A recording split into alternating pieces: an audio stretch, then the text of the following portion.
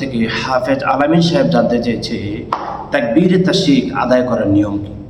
তাকবীরে তাশরিক আদায় করতে হবে জিলহজ মাসের 9 তারিখ সলাতুল ফজর থেকে 13 তারিখ সলাতুল আসর পর্যন্ত। তাকবীরে তাশরিক এভাবে দিতে হয়, আল্লাহু আকবার, আল্লাহু আকবার, লা ইলাহা ইল্লাল্লাহু, আল্লাহু আকবার, আল্লাহু আকবার, ওয়ালিল্লাহিল হামদ।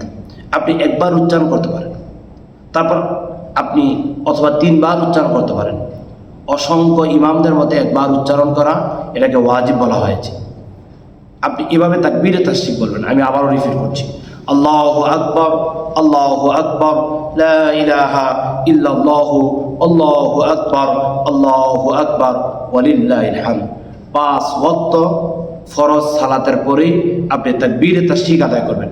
পুরুষরা উঁচু আওয়াজে পড়বে, নারীরা নিম্ন স্বরে পড়বে। এই তাকবীরে তাশরিকটা আমরা চেষ্টা করব আমাদের আমলের মধ্যে পরিগণিত করার জন্য, যাতে করে কখনো ছুটে না যায়।